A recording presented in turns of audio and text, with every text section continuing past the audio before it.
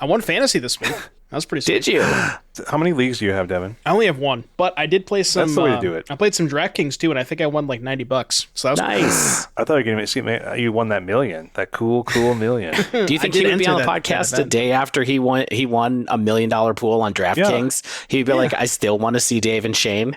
I would do it. So I mean, Dave, in this world where we have plenty of large Powerball and Mega Millions, what are they called? The prizes? Lotteries, I suppose. Okay, so the amount that you would win. So if you were to win a Powerball, would you still do the podcast? Maybe occasionally. If I won a Powerball, I would only do the podcast. Ooh, that would be the only thing I would do. That's actually a really good idea, because they say, those people who are like, oh, if I didn't have a job, I'd be so bored. And one, I'm like, that's not me. But two is like, you got to do something. Yeah, I mean, if you just go full time. If you won $1 billion, you'd never have to work again. So we would have so many ads on Facebook for this podcast. I would just be like, flood them all. Get everybody listening to Dive Down. It's only 30 cents a click. Let's do this. It's worth it. I told my chat the other day that if I won like the $2 billion lottery, I would start a rental service for IRL cards, but it would just be for vintage. So I would buy like 40 or 50 copies of each Power 9, and I would just rent people vintage cards in real life. Would you send a person along with the rental to watch that, to sit next to them? Exactly. Like a card concierge that actually brings the cards to your home. They sit next to you while you're playing your tournament or having your cube draft or whatever you're doing with Power 9, and then take it home in the Halliburton case. I'd buy some very expensive insurance. That's probably what I would do.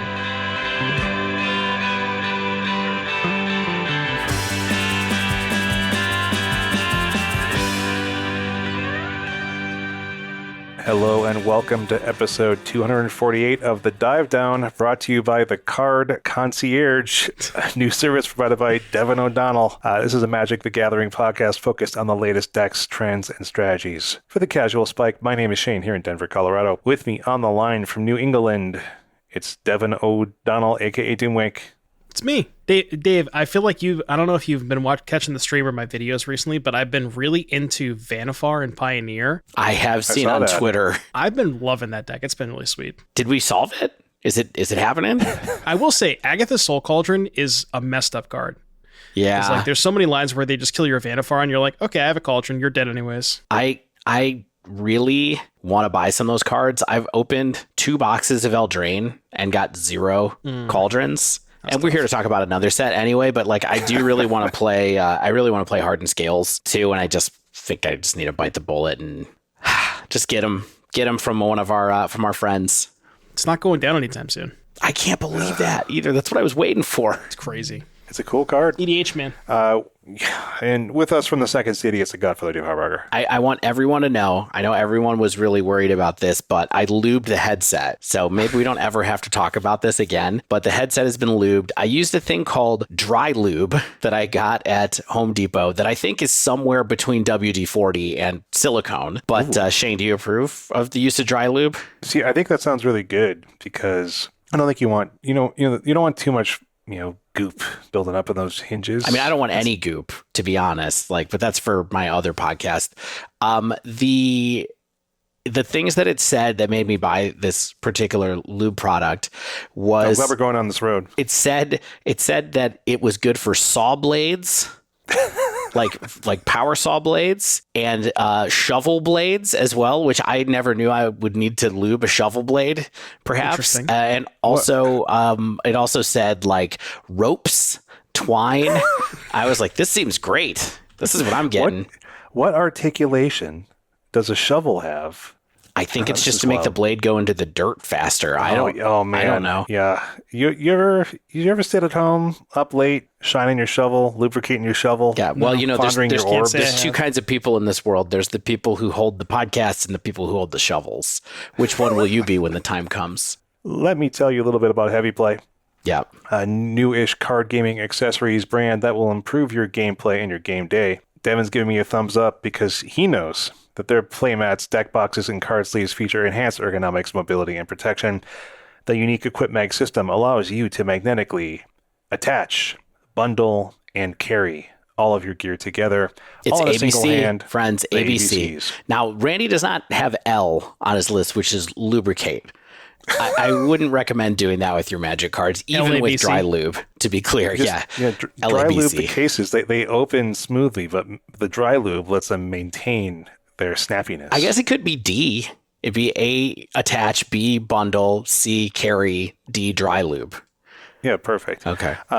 You can purchase these nice products over at heavyplay.com using code TheDiveDown2023 gets you 10% off your first order. You can also potentially find it at your LGS or see Randy at a large-scale Magic the Gathering event, perhaps near you. Devon, did you receive your care package yet? Did you want to say anything about it? Well, I'm actually just looking at my my shipping right now. It's scheduled to come in tomorrow. We're actually planning on doing a little like unboxing on stream. Nice. But I'm pretty excited. There's some stuff coming in. I can't wait to check it out. I've heard good things from you guys, so I'm excited. That's great stuff. Sweet, sweet, sweet. All right. If you missed it the day of, check out. I'm sure it'll be in the VOD that Devon has hanging around from this week at some point. So go check it out. Have you play. Well, Dave, on this show, I think it's just cards, my friends. We have the full spoiler of Lost Caverns of Ixalan. I've been calling it like Lost Caves of Ixalan during my Google searches, but Google is very powerful, and it still provides the Lost Caverns content I'm looking for. So let's look through all of this underground spelunking, this wreckage, and I think we have a bunch of interesting / cool / powerful cards to talk about. And of course, talk about some highlights, things that we are really into, the things we're most hyped about, maybe have the biggest impact. But first, a little bit of housekeeping. We've got 2 new patrons of the Dive Down Nation, 2 new citizens. We've got Stanky J, and John. We have a couple new reviews on the old Apple Podcasts. We've got Jonah 1999. If that's the year they were born in, I feel very old again, but I do often. Loves the content. Listen to and from long commutes for work and RCQs. Jonah is on the RCQ grind. Thanks for listening. And we have a long one from Flat Eric. And I think Flat Eric is just spinning a yarn in this review. He's talking about like a fake history of the dive down. Or this is just like copy pasta. Like this is maybe just Chat GPT copy pasta of, I don't even know. But thanks for the 5 stars. They do help the algorithm, even if the review is as dense and inconceivable, or if it's as dense as Infinite Jest. This review is perhaps. Where's the footnote? Yeah, there should be some footnotes on this review. Not a lot of people on Spotify this week. We did have Dr. Ali E and RMSED, 2 people who have commented in the past as well. So thanks for interacting over there. I think we'll try to put up a poll this week. I think what we should do is at the end of the episode, let's try to figure out the 5 cards that we should have people vote for what they think will be the most impactful card out of this set that we can put up in the Spotify poll. See what we get. Sweet. It's always about engagement. We're just having fun out here, Devon. We haven't won the $1 billion lottery yet, so. Yet. I one day. Well, if you want to be like Stanky J and John. And who doesn't? Right, exactly. I agree. Patreon.com/thedivedown helps keep us going. There's a bunch of good swag. It's the November, October Patreon payments just got charged, which means I get to send out some boxes and envelopes of swag to our latest patrons. If you want to grab that stuff, patreon.com/thedivedown. Real quick, if you are someone who thinks you are owed swag from more than a month or 2 ago, send us a note on Patreon, please. Let us know.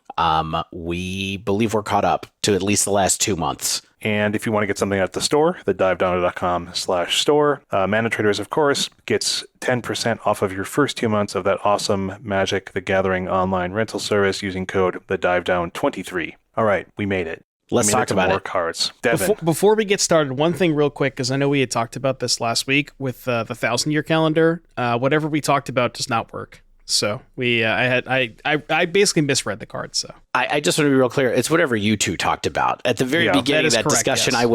I went. I don't think it works that way.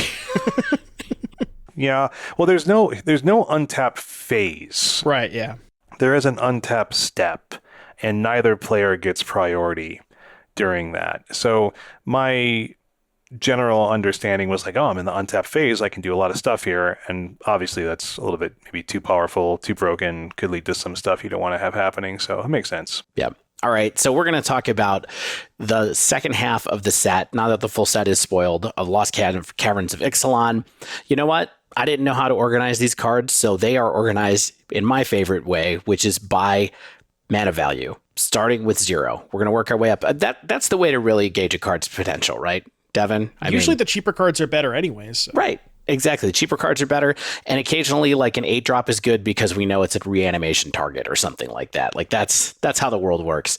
You can basically skip 5 drops for the most part. 5, 6, 4, lots of 3s. That's just the world we're living in Modern and Pioneer. Devon, I do want to say one other thing before we hop in here. I have been enjoying your Twitter updates with the updated State of Modern, where it's just the lists of all the Rakdos scam lists and where they're placing and all the challenges. This getting weekend, better week by week. It's getting more. I can't believe it's getting more. Why is it getting more instead of less? Anyway, we won't talk about that this week, but you know that more of that is coming up in the near future for all of us. So, but for now, scary. Let's escape. Please, let's escape into the potential of the future instead of the actual current state. That's right. Okay. First card I was curious, wanted to talk about is Volatile Fault. That's right. Setting off this episode. It's a land. It's a cave. I don't know if we're ever going to care that it's a cave, that these cards are caves. You can tap it for a colorless, and it says 1 generic tap, sacrifice Volatile Fault, destroy target non-basic land an opponent controls. Sounds a little familiar. Yeah. That player may search their library for a basic land card, put it onto the battlefield, then shuffle, and you create a treasure token. So is it a worse Ghost Quarter? Is it a better Ghost Quarter? Is it a better Field of Ruin? It's just another entry in that whole weird list of modern lands, strip mines, basically, strip mines, wastelands. And this is where we are. And I kind of think this is a good one of these because the activation cost is so cheap. But yeah, one is less than 2. It's half as much as 2. It's half as much, but in Magic terms, being half as much as 2 is actually being like 5 times less than 2, right? Like so much. The difference between 1 and 2 is so gigantic. Yeah, much more than the difference between like 2 and 3. Yeah, exactly. If there's some kind of geometric algorithm that I'm sure we could describe that actually is what it is. But look, I mean, this card, I keep thinking about it. Like I was looking at this card before I realized that Ghost Quarter was around. Well, not before I realized the Ghost Quarter. I just kind of forgot about Ghost Quarter for a minute. But I do think that this card is better in some sense because you get a treasure token back, you get the mana back, you can use it as mana fixing. You don't lose the mana forever from this land. And sometimes that did kind of hurt when you were playing with Ghost Quarter. Now, I still was thinking about like, well, can I use this card with Wrenn and 6 and do like stuff that was banned in Legacy? I don't know if that's where this is going to end up. It might just be that this is a card that makes it faster and easier for friend of the pod, I guess. We haven't talked to him in a few years, but M. Hayashi to do the things that M. Hayashi likes to do in Modern with red cards or blue cards or whatever decks. M. Hayashi can play like 16 Field of Ruins now. Exactly. But I don't know. What do you think about this? So my kind of instinct is, can we abuse the treasure token? Like, is there anything we can do with that treasure token? Because like, I agree with you. It's probably, it's in the middle, right? I think it's better than Ghost Quarter, but worse than Field of Ruin.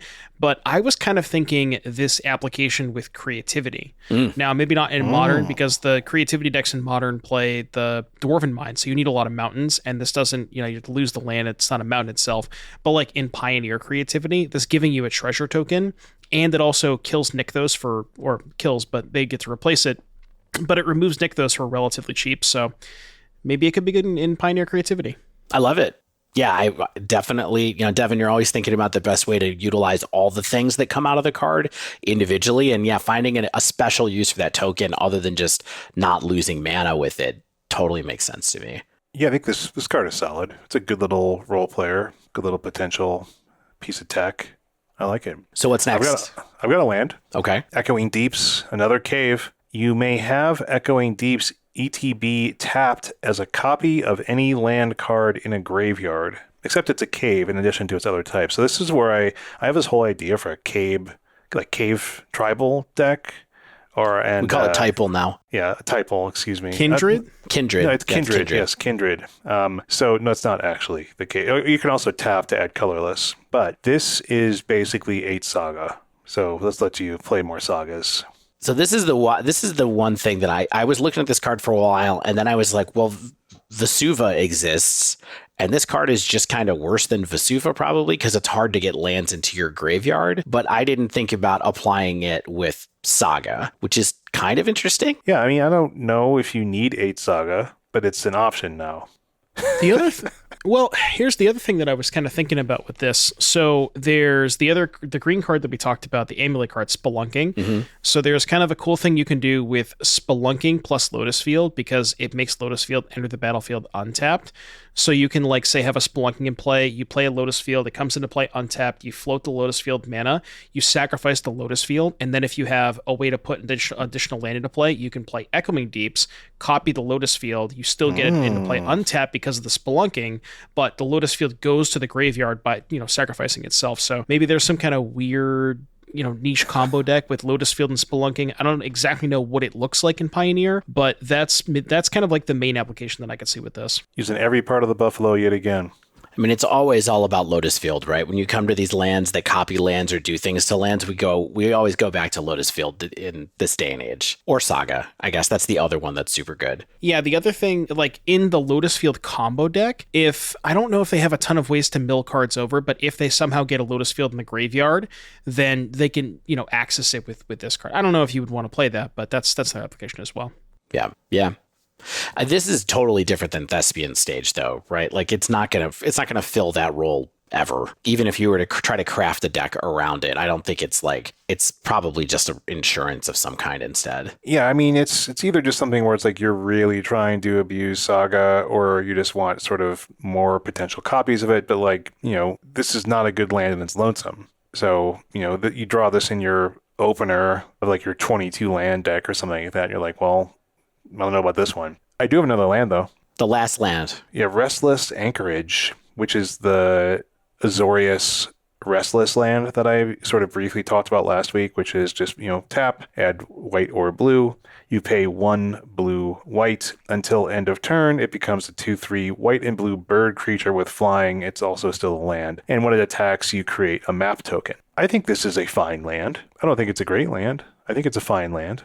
I think it's clearly worse than the red-black one, but... Yeah, I'd agree. I think in like, a Pioneer standard, if that's your thing, like a Azorius creature-heavy deck, I think this is a fine way to finish off a control opponent. I think it's a fine way to just add to your attacks if you're flooding out, or, you reach a sort of a board state where you're not really able to attack in very cleanly. I think it's fine. Why couldn't this just be a spirit? Is that so much to ask? Right?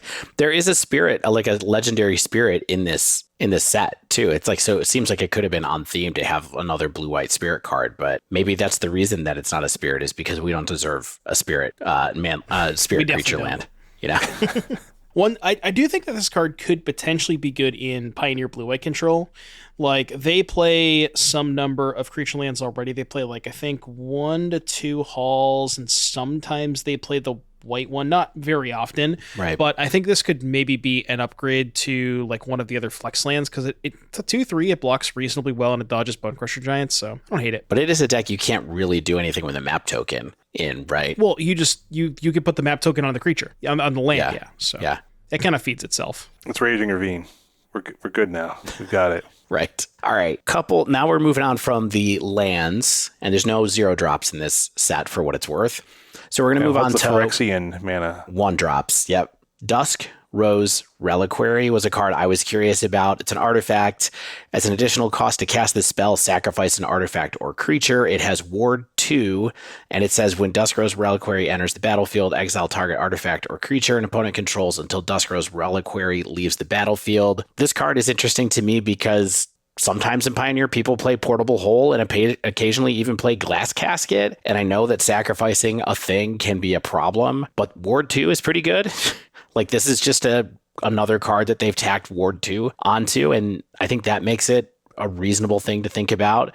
It gets rid of artifacts or creatures. I kind of wish it got rid of like planeswalkers as well, randomly or something like that, just to give it a little extra nudge for the sacrifice. Have it kill Karn. But yeah, but I don't know. Like, I think this is an interesting card, but I don't know if it actually outmodes either of those other ones. What do you think about it? So I don't like the like a second line of text as an additional cost, sacrifice an artifact or creature, because it's just like that's a really conditional thing. I mean, it's bone splinters, right? Like, that's kind of what it is. It's just like, it's not always something that you have, but I think I see this having some sideboard application in Convoke. because you're always going to have some fodder. And if you don't, you're doing it really wrong. You're going to lose anyway. So I feel like, you're going to have a lot of extra little things probably for Convoke, and having a piece of removal this flexible is probably pretty good. What do you think, Devon? I love this card. So there's a couple of different places that I think it could see play.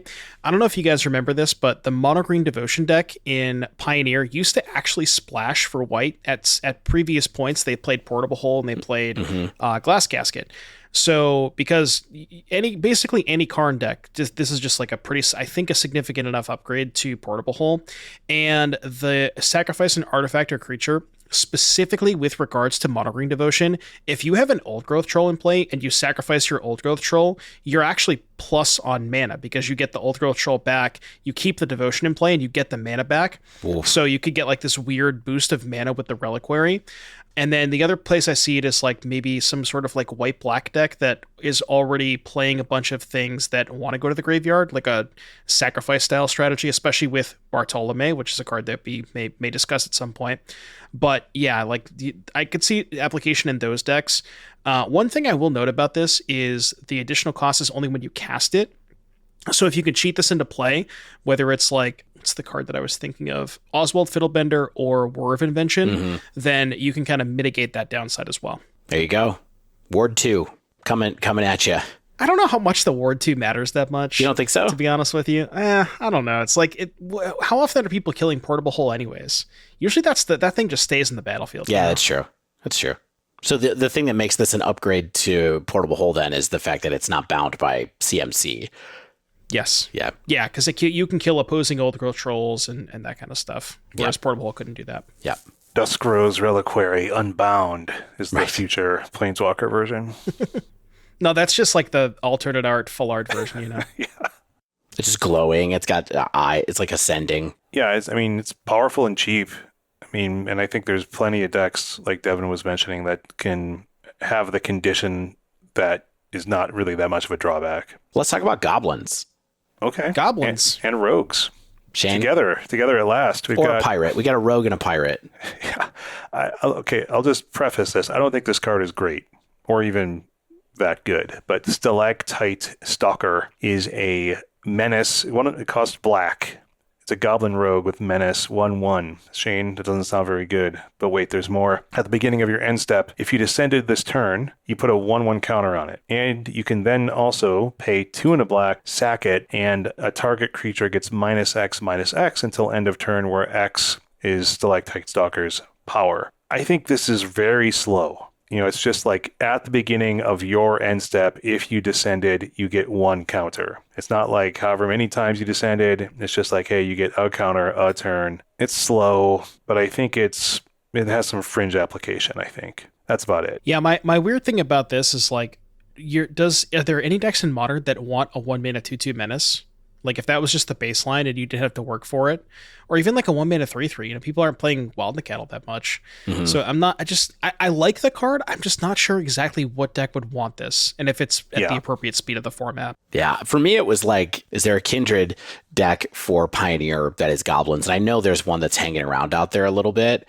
What's the name of the goblin removal spell in Modern that was an MH1? The red-black, deal damage equal the number of goblins in play. I do not know Munitions Expert. Yeah, Munitions Expert. So that card, I think, kind of makes this card totally outmoded in Modern for as far as applications go. But having a removal spell attached to a creature in Pioneer seems like maybe a reasonable thing. So I was keeping an eye on it from that sense. It is much harder to descend in that format because you don't have fetch lands, but you say that, but the Goblin deck itself does have Fanatical Firebrand, Skirk Prospector, Cacophony Scamp as like natural just things that go to the graveyard. So it actually does have a decent number of stuff, and Fable too. So So I thought of this as like Pioneer Munitions Expert when I was looking at this card personally, but I could see it. We'll see. I wish the sack cost wasn't 2 and a black. That seems a little bit too safe for the removal option. Yeah. But if you have counters on it, you likely have the mana for it. But then still it's like, well, I've got to sacrifice my 3/3 Stalker and to potentially kill something that only has 3 toughness. So who knows? Yeah. Could be decent with Lords too, though. right? Because you have like good point. you have a couple of different lords in Pioneer that pump it up. So even if you don't like, if you draw it later, you can still maybe do something with it. Yeah. All right, a different goblin. Let's talk about a different stat line that maybe isn't good enough anymore. Goblin Tomb Raider.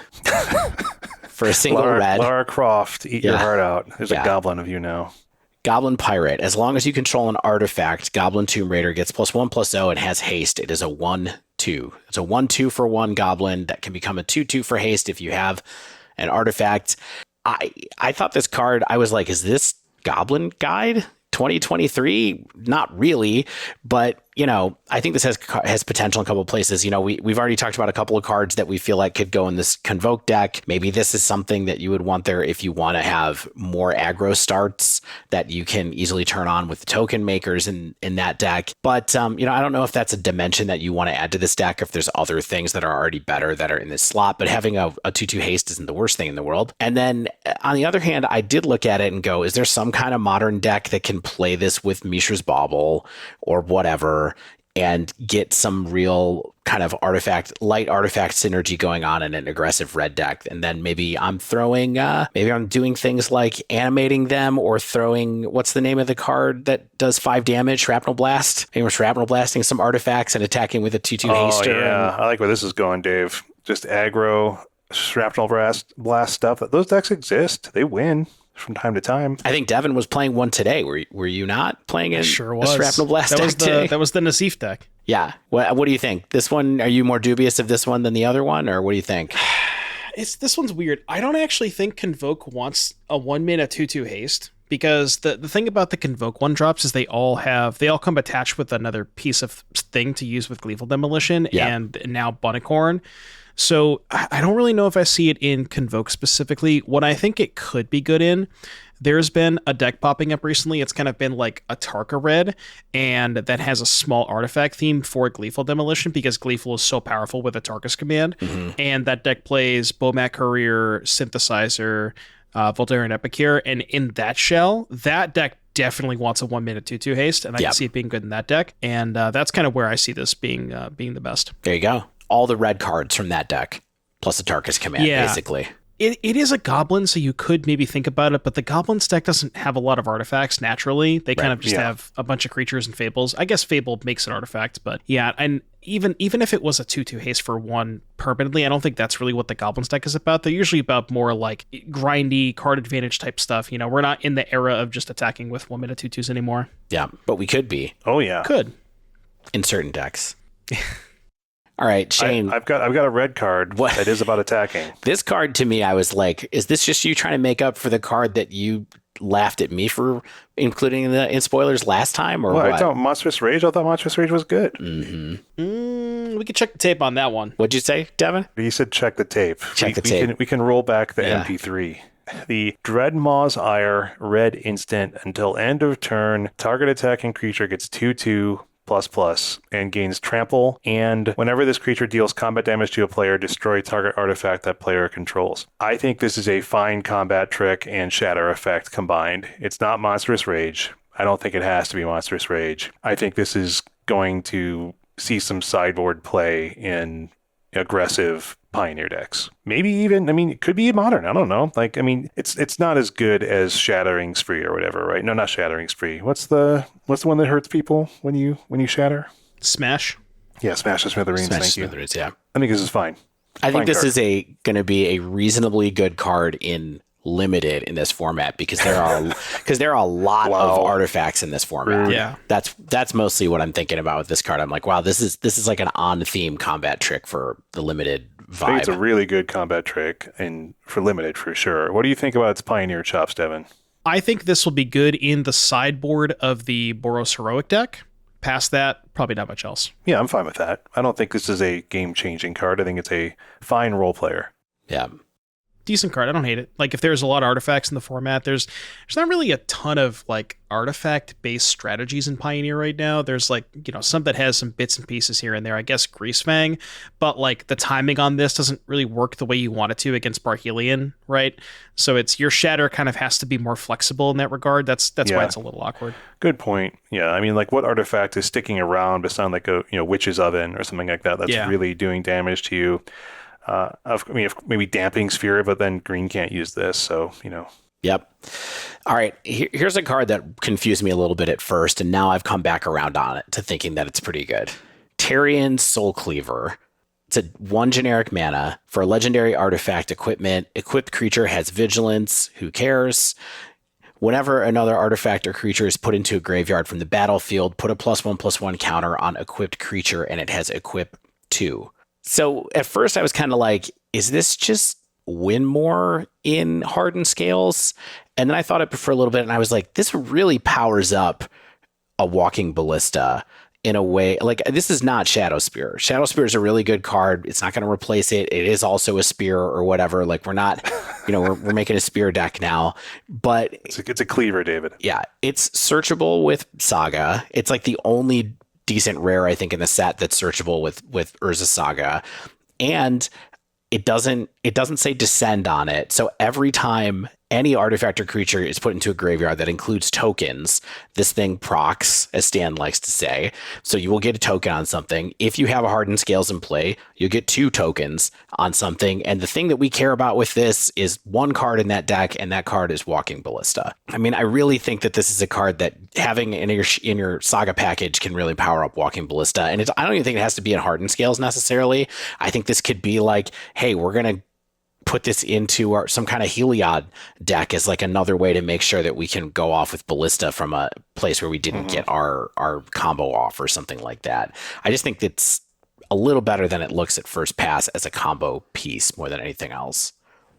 Yeah, I mean, does this only scales with Ballista? I feel like this is a, fine, like Orc-Bound Ravager type thing. Like, if you have ways to move these counters around, I think there's plenty of utility here, right? I think it's fine in that case, you know what I mean? But I don't think it's good necessarily. I think there's lots of other cards in your deck that are better if you're just Arcbound Ravagering and stuff like that. Like, you really just want Scales, and maybe you really do want Shadow Spear anyway, and Ozolith. Those are all good things, but this is something, and even Ozolith might be better with Walking Ballista than this is, but at the same time, this is pretty good, different way to go.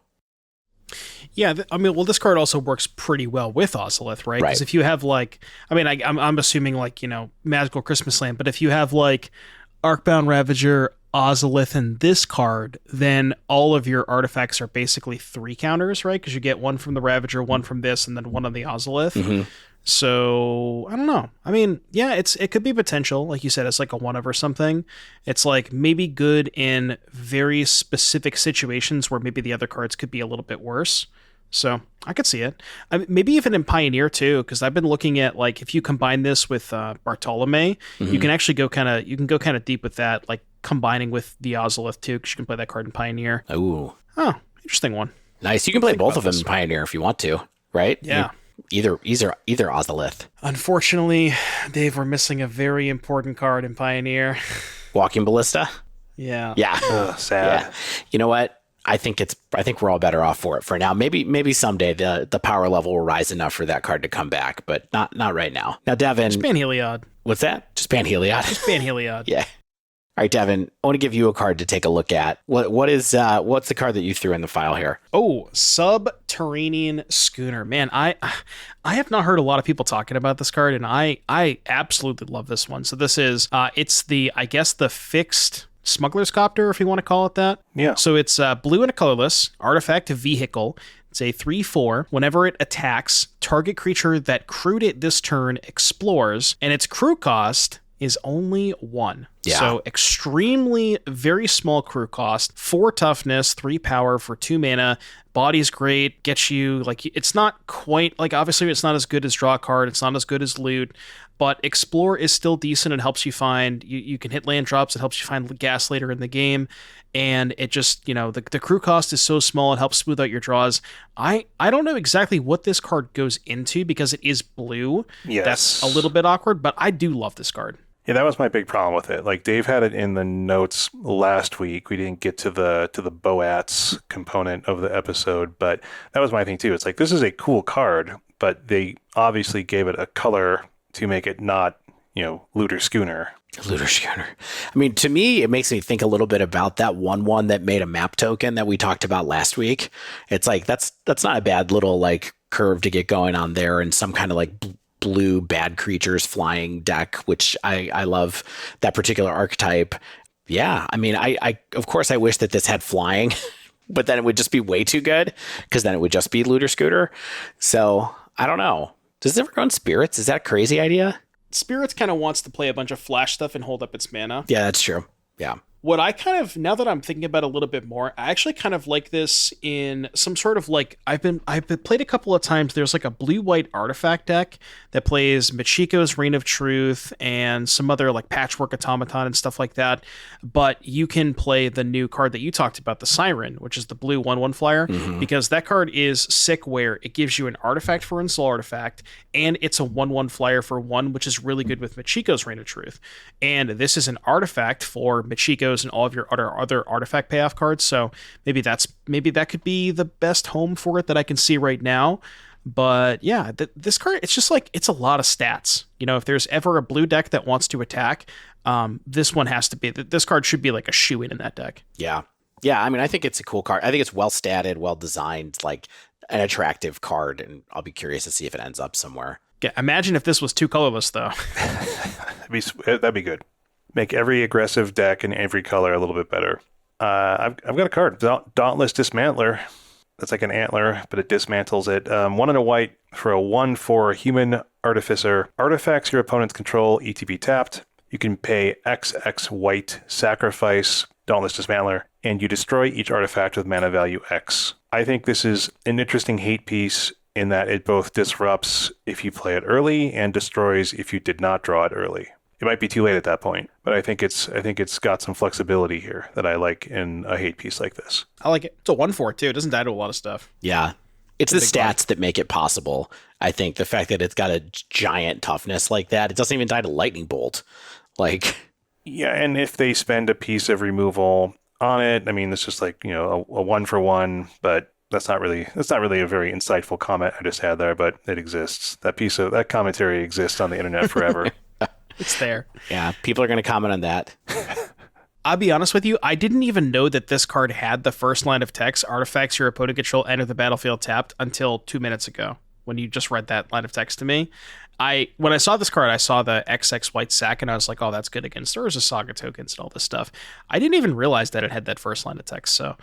yeah, if you're like on the play and you play this on turn 2, I'm trying to think how relevant their artifacts entering the battlefield tapped would even be in most circumstances. Probably not that relevant. There's always something. But it is good against Saga. I do like that. Yeah, I think it's got some play. I don't know what that is. White hate bears are not exactly... I mean, there's so many of them. How many of them actually see play? I don't know. There was a time. There was a very much more fun time, but... Worth noting, this says destroy each artifact, not non-land artifact. So it does pop Ink Moth, Blink Moth, all those other creature lands, which could be extremely relevant against Hammer and stuff. Oh, are those? Oh, you mean like if they activate it? Okay, like they couldn't activate it into it. I was like, yeah, they're not. They're not artifact types or something like that. And you can't get Darksteel Citadel. I guess that would ETB tapped if for that random. That's pretty funny. Imagine getting somebody with this though. You got a Vial on 2, and they fire up their Inkmoth Nexus, and you're just like, before blocks, I have a response, and they just put this thing into play and pop their land. I think that'd be pretty sick. I mean, I was even just thinking about Hammer too. Now that you mentioned it, where it's like, well, you can just have this in play and get rid of 2 hammers at instant speed if someone tries to go that way against you. Huh. Yeah, this card's great against Hammer. Interesting. Yeah, I think it's just the flexibility there, or just like, you can play it late to destroy stuff, you can play it early to kind of disrupt, and I just like that little thing there. But like, what are you doing with it on the board? It's effectively an enchantment, you know what I mean? But it's all, it's kind of like an EE or something like that has enchantment type line. That's perfectly fine for 1 and a white, I think. Yeah. All right. How about a good card? An actually good card? Are we sure it's good? Let's hear it. I think it's good. I think this is good. This is your card. All right. Bitter Triumph. A colorless and a black for an instant. As an additional cost to cast this spell, discard a card or pay 3 life. Destroy target creature or planeswalker. This is another card that I took a long look at and was like, is this better than anything? Is this good? Is this actually good? I mean, I think it's pretty good. Yeah, I think it's good. It's got a hard condition. I mean, I do sort of like the idea of trying to play this. I mean, take advantage of the life loss. Like, does Death Shadow want this card? Like, we're not playing Terminate in Death Shadow all the time, but sometimes you pack a couple of them to build out your Drown in the Loch suite and stuff like that. And so maybe you can go there. You know, obviously you can discard some stuff to it if you want to. It's priced to move. I don't know. Like, I feel like it could be just a good card across both Pioneer and Modern, depending on where you want to use it. Yeah, I think it's like a nice dismember sort of type thing. It's not can't replace dismember because you have to play black mana, but I mean, I think it works like kind of weirdly with like discard graveyard synergies. I think it probably has play in Pioneer for those types of things. I don't know really what those are these days. Like, we have Bone Shards for Modern, although that's a sorcery. This is an instant, but I still don't think, Bone Shards doesn't see play. I don't think this is going to necessarily see play in like a Reanimate deck, but I like, the Life Loss Matters decks. I think that's pretty good too. I'm kind of into this card in Greasefang. So Greasefang is kind of, they're maybe a little bit low on ways to get Parhelion out of their hand. Like, they have, salvage to mill it over. But like, imagine a scenario where you're on the play and your opponent like has turn 1 elf and you just go turn 2, play a land, kill your elf, discard Parhelion. It's just like, you just can't possibly lose those games. Even when you're on the draw, sometimes that's good enough. So I kind of like it in Pioneer Greasefang. Past that, don't see a ton else for it, but like you said, the shadow application is kind of cool too. Yeah. Here's my real question though. Is this card just better than Molten Collapse, which is a card that everybody is super into and seems to be getting a lot of into it. Free hype? No, I think Collapse is better specifically in Scam because it pitches to both. That's like the reason that Collapse is good, Right. If Collapse was just a black card, I don't think people would be talking about it as much. Mm-hmm. Interesting. All right, we'll get back to that someday. Let's see what happens with Molten Collapse in that first couple of weeks of the new format. All right, I have 2 more black cards I wanted to talk about really quickly, just because they're kind of annoying. One is Fanatical Offering for a generic and a black. It's an instant, and it says, as an additional cost to cast this spell, sacrifice an artifact or creature. Draw 2 cards and create a map token. I don't know if anybody cares about this right now, but there's another Deadly Dispute. Here it is. It's worse than Deadly Dispute, but perfect. It still exists. It's another Deadly Dispute. Hey, I care about this, okay? I'm the Recto Sack guy. Do you think this happens in Sacrifice, or do you have space for this card? I think you'll play exactly 1 copy. Yeah. Because if I was allowed to play 5 Deadly Disputes, I probably would, but I don't think I'd want to play 6. Right. And I think this is as good as like your 5th dispute. There you go. That makes sense to me. And then the second one is Fungal Fortitude. I just wanted to talk about this because they made another one of these cards, and it doesn't cost 1 like the last few sets, but this is another Feign Death. Okay. It's a generic and a black for an aura that has flash, and it says enchanted creature gets +2/+0, and when enchanted creature dies, return it to the battlefield tapped under its owner's control. They will not stop making Feign Death cards. Never. Tinfoil hat theory. Okay. So they're making a 2-mana Feign Death / not dead after all. What if their plan was to ban every single one of them that costs 1, and from now on only print them at 2 mana?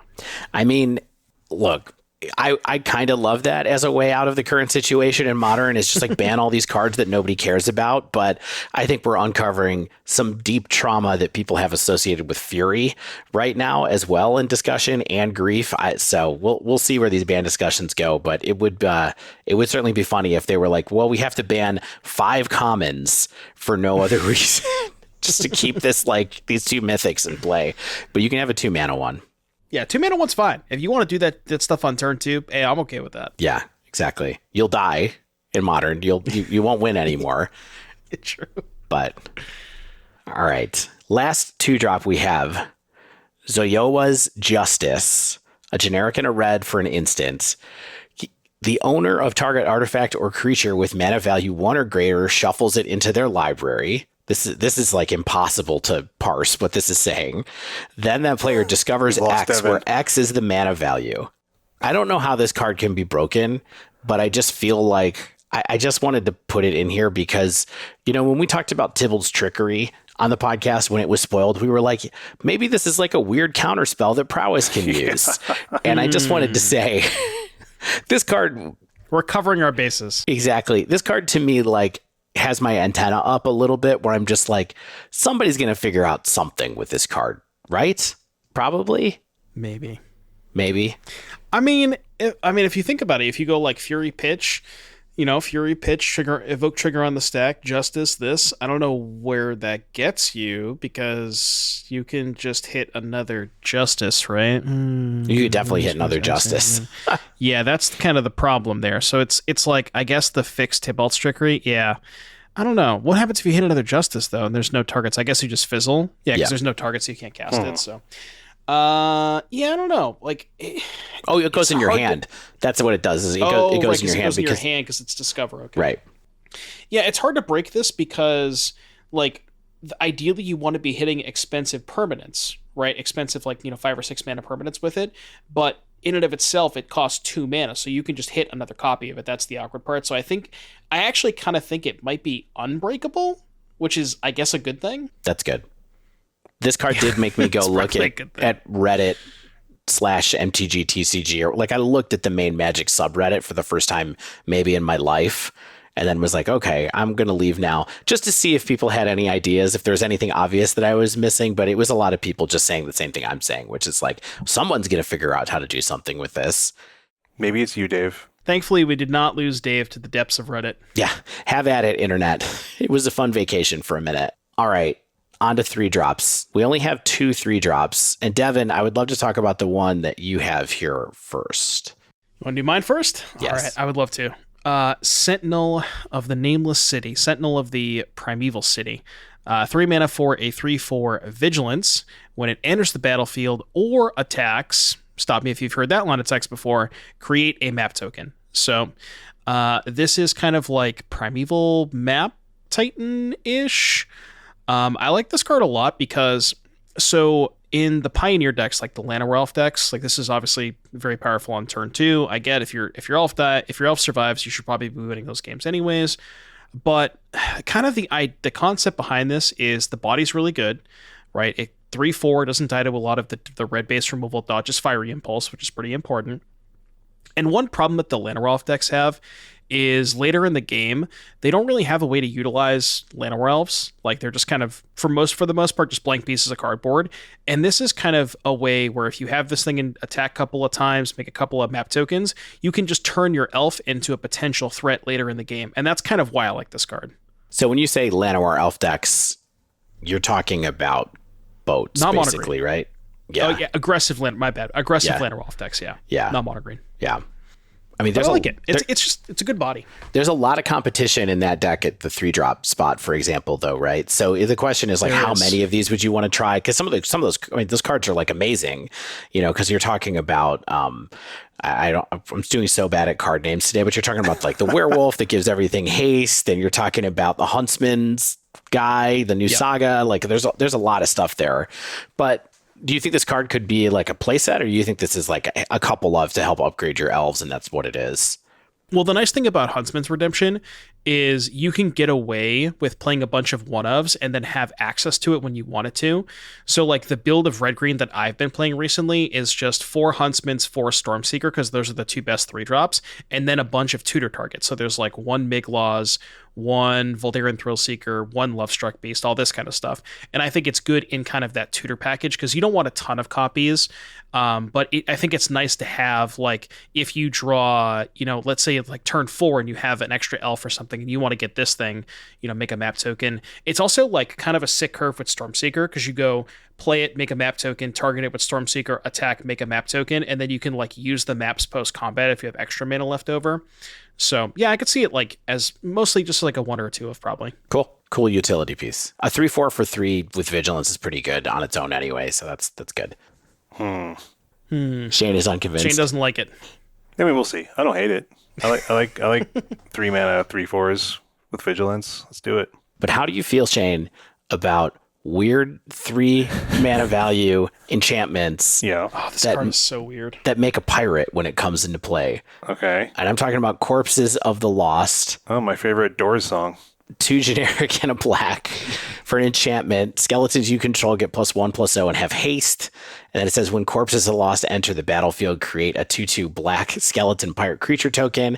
At the beginning of your end step, if you descended this turn, you may pay 1 life. If you do, return Corpses of the Lost to its owner's hand, where you can play it again and give your skeletons haste again and attack again. So this is like a a disinformation campaign, skeletation campaign. This seems really slow, man. Am I missing something about this card? No, I just think this card's cool. I don't know if this card, I actually very much don't think this card is going to end up somewhere, but this is a cool, fun, interesting card. And I like, this is, I don't often do this, but I was like, it was one of the first cards in this set where I just looked at it and I was like, that art is pretty cool too. It's like really good.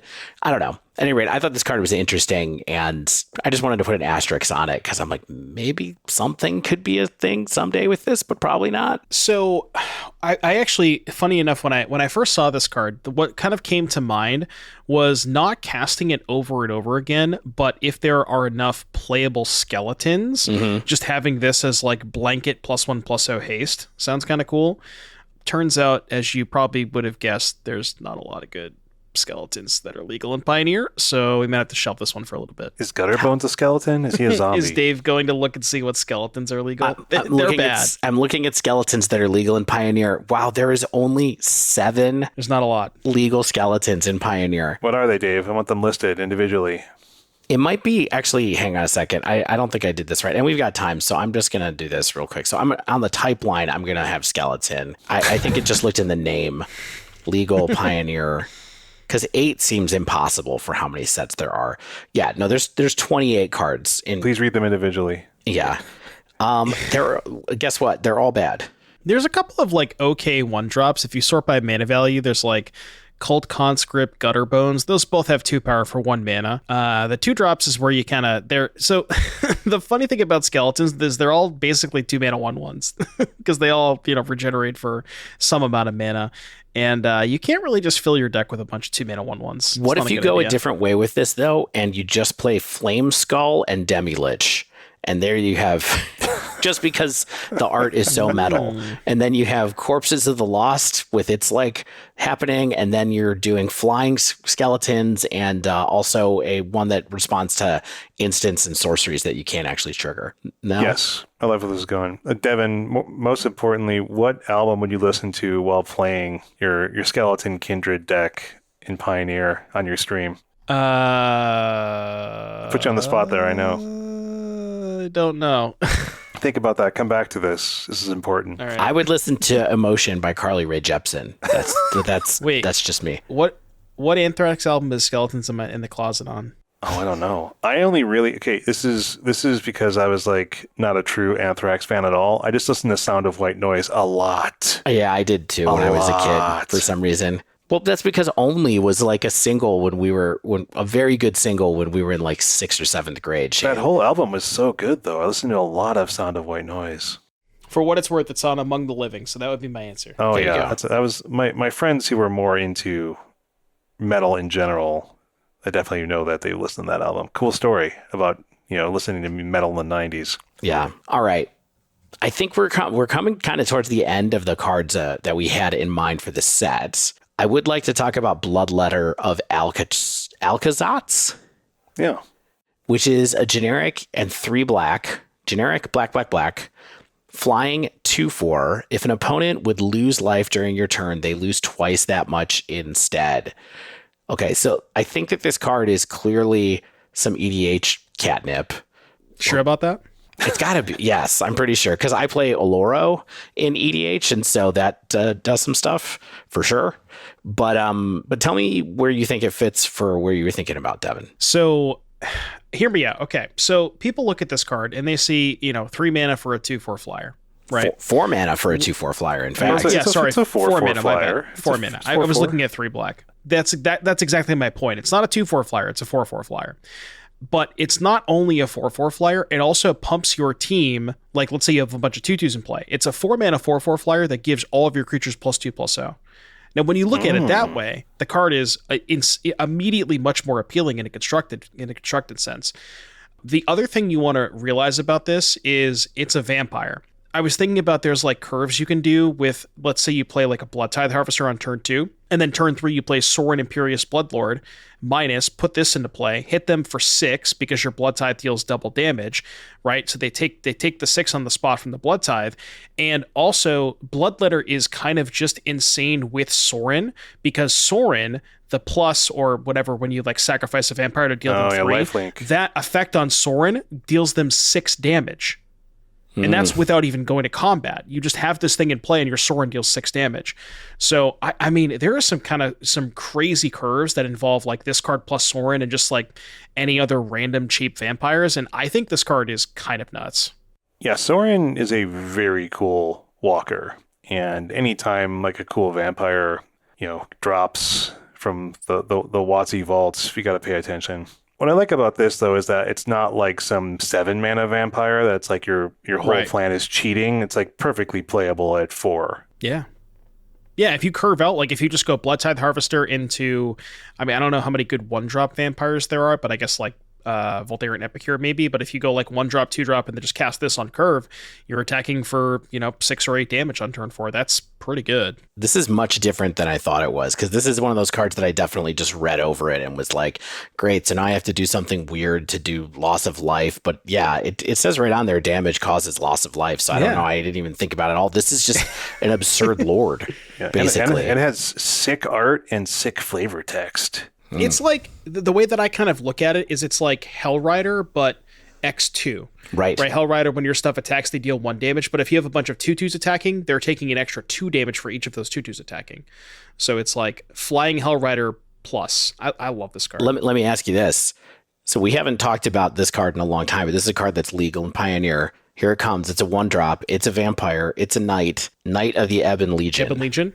Yeah, that's a pretty good 1-drop with this. That card is so good in the right shell. It is so good. At the beginning of your end step, if a player lost 4 or more life this turn, put a +1/+1 counter on Knight of the Ebon Legion. That seems all right. Also, 4 or more life, much easier to do when they're taking twice as much damage. This is what I'm saying. You just hit them with a 2/2, and that triggers your thing, and like it just gets out of control. I mean, we love this card. We might be talking about like kitchen table magic, but we can dream. No. I don't know. I'm talking about, regional championship in Atlanta magic. Yeah, I mean, here's the thing. What does it take for Mono Black was a good deck, right? I know Mono Black has different cards in it, but there's still a core of some of those cards there that have totally been abandoned by Pioneer at this point. Who's to say that a card like this that just makes your team attack so crazily aggressively isn't the card that can bring a shell sort of like that back?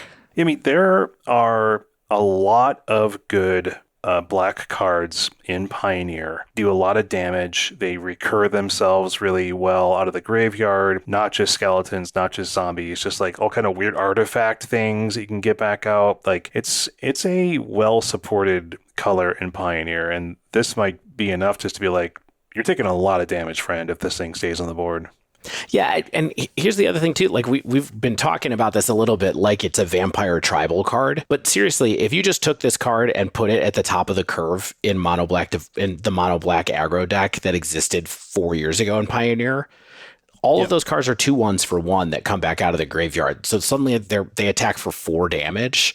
If you can keep this thing from dying, or if you can play this into a board that has 3 2/1s on it, and you just like drop this on turn 4 and they're tapped out or something, and then you attack in for 12, like, I don't know. I'm kind of get more interested in this card the more we talk about it, just because of that kind of like potential pool that's missing there.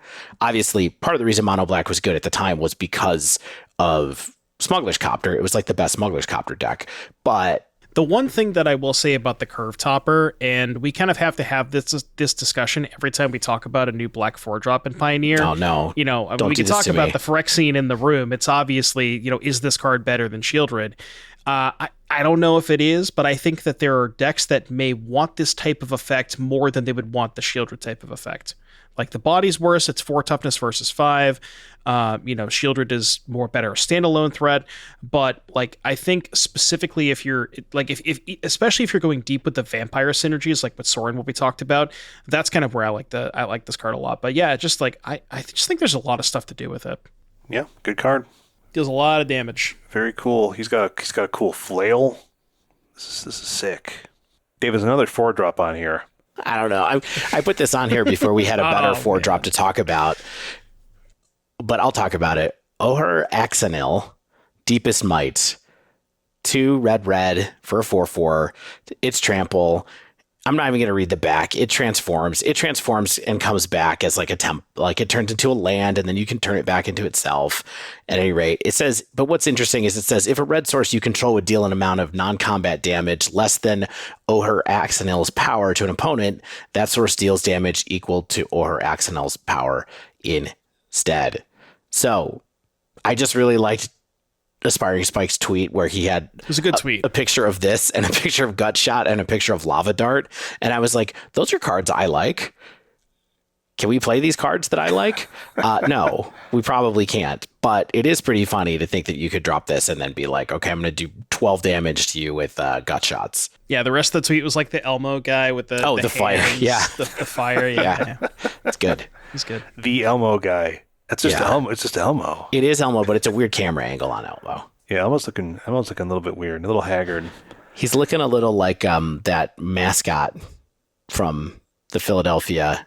Oh, like he's looking like Gritty? He's looking like Gritty in that picture, yeah. Exactly. From the Flyers, yeah. Yeah.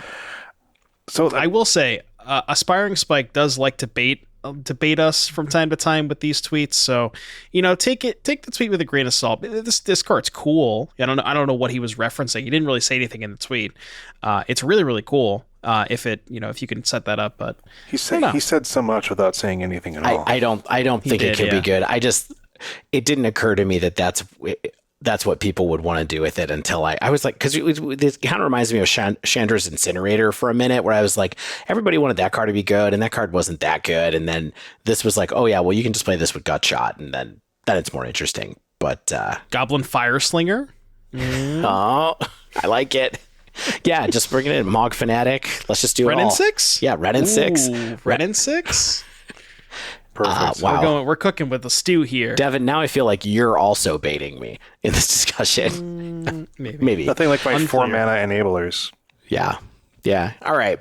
So anybody have any other cards they want to talk, any other new cards that they want to talk about, or things that you don't think we talked about last episode or this one, or should we try to go through the things that we think are going to be the best? Yeah, I mean, I don't have anything. I might have missed something. I hope not, but I don't want another Fable of Mirror Breaker on our hands. That we just literally didn't speak about. Just silence. Something tells me I don't think we have a Fable of the Mirror Breaker. I don't think so. I mean, I said this last week, and I'll say it again. I just think there's a lot of interesting things going on in this set. There's like some land matter stuff. There's like some counters matter stuff. And those are the kind of things I think that can blow some stuff open, right? You know what I mean? Like these little potential combos, potential additional enablers, particular types of strategies. I would not be surprised if we have maybe something on the Agatha's Soul Cauldron end. Not bigger than that, but that's, I think, surprisingly good. That's pretty big. Yeah, it's pretty big. I think we still don't even, I think, have a good sense of how big that card actually is at this point. No, I think we could have something similar, maybe. I don't know what that is yet. I made a list of my favorite cards, and I'm curious to see if you all agree, disagree, have some things of your own, just for kicks. I think it's what's funny is I don't play Pioneer really much at all, and I don't build decks like this, but I think that the Bartolome de Presidio, the white-black legendary vampire knight, when you sacrifice something, another creature or artifact, you get a 1/1 counter on Bartolome. I think that's really good. This is a solid card. I think there's a lot of ways to build a deck around this. It's a vampire. It's a knight. It's black and white. I think that, it sacrifices for free and grows for doing so. There's a lot going on here. Card's great. Yeah, no, we talked about it last week. I don't know if you had any more thoughts about this, Devon, or have any brews you're already getting going with Bartolome. I mean, maybe we could spend that whole episode on Bartolome specifically. Maybe we will soon. If there was only a podcast that you were a host on. I know, right? There's just so many, I don't know, there's so many things to do with this card. Like, I've been thinking of Rally the Ancestors. What? I've been thinking of Return to the Ranks, Agatha's Soul Cauldron, Hardened Scales, Ozolith. There's just a million things to do with this card. This is by far my favorite card in the set. I was going to ask, especially for Pioneer. You said that last week, and I was going to ask you, since we're kind of wrapping it up here, was there anything that eclipsed this for you? It sounds like no. This is the thing that you're going hardest on right now. No changes. No changes. Playing mono green. I think Another card I think that people are kind of overlooking is Inti, the Seneschal of the Sun. Devon ran and grabbed his No Changes shirt. No Changes shirt. What's the store that makes those? Spicerack.gg. Spice Rack. I got to tell you, I was almost about to make the same hat and put it into our store before that, and then I just didn't. I didn't get there fast enough. All of our sayings are gonna get made before we can turn them into our merch. Exactly. I think Inti's cool. The 1 in a red 2/2 that whenever you attack, you may discard a card. When you do, put a 1/1 counter on target attacking creature. It gains trample to end a turn. Whenever you discard one or more cards, exile the top card of your library. You may play that card until your next end step. Reminder that it's just the same turn if it's during your attacking phase. I think there's something here. I think this does a lot of support. I think it's a cool card. I think people are kind of forgetting about it a little bit, but again, it has to go into something. Could just be aggressive knights. I don't know. It's cool. I think Souls of the Lost. We didn't really talk about this. I don't think it's just like the evil. Oh yeah, we talked about it last week. It's the evil bunnycorn. Just like permanence in your graveyard. Tarmogoyf. Yeah, I think that one's really good. I think the card that's the most interesting to me, and I'm pretty sure it's not good, but I'm still interested in it to see if something happens, is Tishana's Tidebinder. Still, and I'm not like a merfolk person, but I still think it's an interesting card that does a bunch of stuff that we don't really have in either of these formats at a reasonable rate. So I'm kind of curious to see if that turns into something, though I have my doubts. I'm going to be honest with you. I keep getting these confused. So there's Kitesail Larcenist and there's Tishana's Tidebinder. Tidebinder is the stifle or the one that... Okay. The stifle that locks stuff down. I know what the cards do. I just don't have the names like associated with the right one. Okay. Totally. Right. Yeah. I mean, the other one too, Larcenist is pretty good. I posted a YouTube video the other day that had like my top 10 with some honorable mentions, and Larcenist was in my honorable mention. There's just a lot of flexibility with that one too.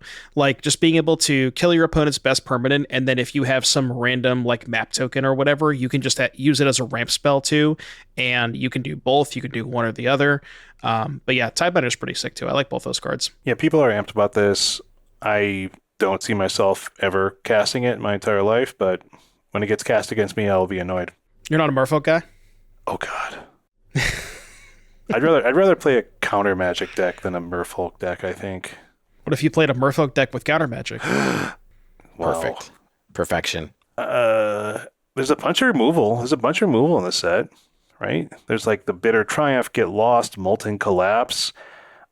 Can we spend like 2 minutes talking about Molten Collapse? I feel like this is overrated. I know we've hinted on that, and we did say that a little bit last time.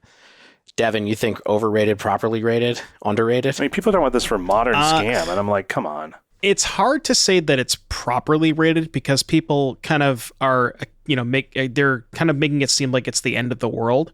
So I would say it's probably overrated, but the card is good. I'm not gonna sit here and tell you it's a bad card. Like people will play it in Scam, because of the fact that one of Scam's worst matchups is Hardened Scales, and this can kill a Hardened Scales. It can also kill a Colossal Hammer. It can kill, Sigardizade, that kind of stuff. So, and the fact that it pitches to both, it's a good card, but it's not going to it's not going to make Scam go from whatever 40% that it is right now to 50% or so. You know what I mean? Against Scales, like it's probably just like it's like good sideboard tech against Scales. Probably that's like the main application here. I don't think I'd want to play a sorcery speed Terminate or Dreadbore in my main deck. Right, that's the weird part. It's like the matchups where the destroy a non-creature the 1 mana permanent is at its best is the matchups where you really need the instant speed from Terminate, like against the lands like Inkmoth Nexus and that kind of stuff, or just an instant speed Arcbound Ravager activation. Whereas sorcery speed Dreadbore is unplayable against that kind of stuff. I mean, Dreadbore is always sorcery speed. We're just talking about you know what I mean. Sorcery. Yeah, no. I mean, I said the same thing. It's just like, it's like, are we really talking about playing Dreadbore with upside just to like maybe shore up a little bit of one of our worst matchups? And quite possibly, sideboard tech, go for it. But like you said, it's like it's still not as flexible as like the instant speed Terminate offers you. So maybe you just have both. Like it's the type of thing like you want a lot of removal, I think, against the Hardened Scales matchup. So just throw 2 in there. I mean, you already do have Hitseku Consumes All is like a card that people run. And of course, it doesn't take care of anything over, 1 mana. So that's not great. Yeah, just once. So, but it does enough. It's really like how you want to approach the format and how well this does actually stack up when you do some play testing against scales, I think. Dave, what do you like? What are you into? I mean, I mostly am just thinking about what we're saying at the same time as everybody else on Twitter is like, oh my God, Scam is getting a huge upgrade in this set again. Every set, Scam gets a huge upgrade. And I'm like, it's going to be a one of, I think. Like, people probably play it as a one of, right? Am I crazy? A one of and one in the sideboard, maybe? Like, I don't know. And then I think it'll probably get engineered out of the deck at some point, but we'll see.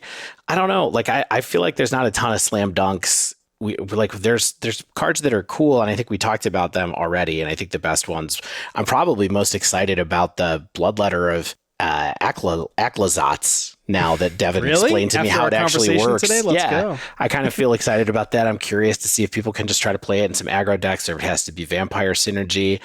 I do like the spear.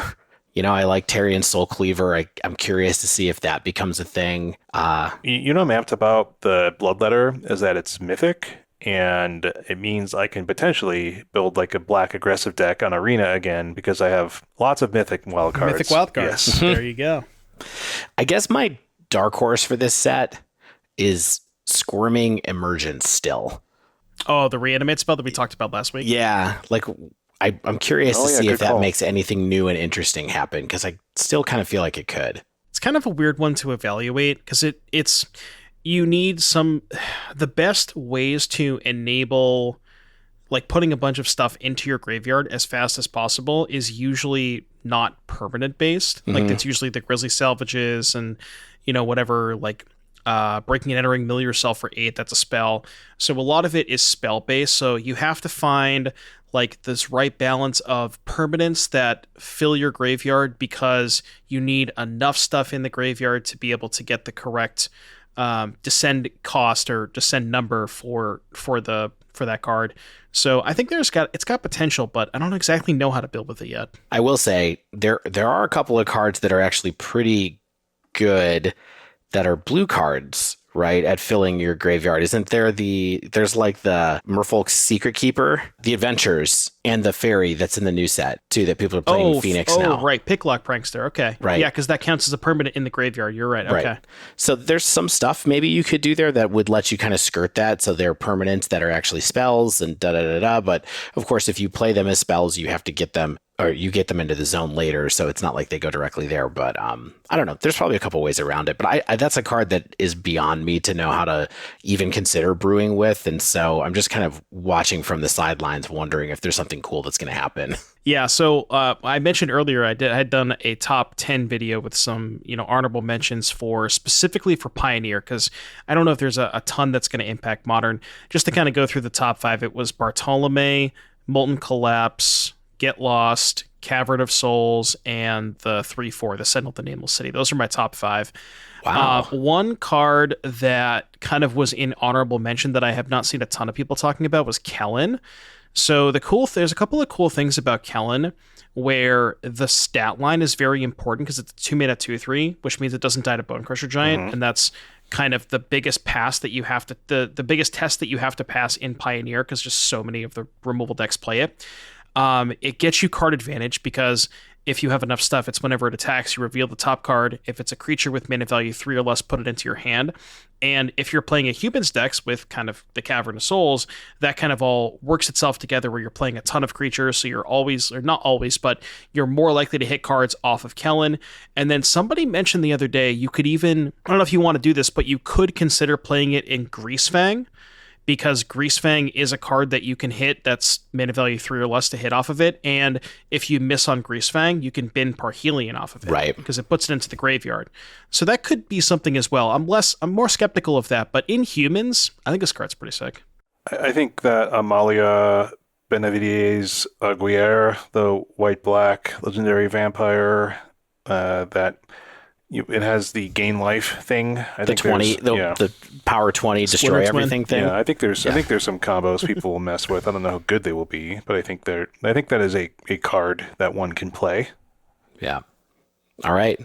But I think the best thing for us to do is just kind of like wait and be see. ready to see what happens. I mean, wait to see which fable we missed, huh? Right. Yeah. There's always one. I mean, and we get to talk about your brewing and experimentation on your stream, Devon. That's always a blast. And I mean, just going back to the set, I think this set's cool. I think this is a cool set. I think it has a lot of flavor and like cool mechanics that mix with existing decks. Like I think there are set mechanics that have names that like speak to the set in itself, but like so many of the things that the cards are doing work universally. And I think it's kind of what makes a Magic set good, right? Is I think it has both internal and external synergy. And I think it looks like a really cool limited set. I think it looks like a pretty neat constructed set. So good on you, Watsy. I think this one looks good. But that wraps up this week's show. If you have not yet, please subscribe to the podcast. You get the latest episodes as soon as they drop. And if you use Apple Podcasts or Spotify, feel free to leave us a rating or a review or engage in the comments of the episode. If you want to reach out to us, you can give us a tweet at The Dive Down, all one word, or email thedivedown@gmail.com. Please support us if you want to over at patreon.com/thedivedown or check out the store at thedivedown.com/store. You can also go to heavyplay.com. Get some awesome deck and dice boxes and playmats featuring the Equip Mag system. Use code TheDiveDown2023 for 10% off of your order over at heavyplay.com. Mana Traders, of course, longtime affiliate of The Dive Down. Use promo code TheDiveDown23, all one word, for 10% off of your first 2 months of running Magic Online cards. As always, special thanks to the bands Nowhere and Spaceblood for letting us use their music. Until next week, get out there and get lost.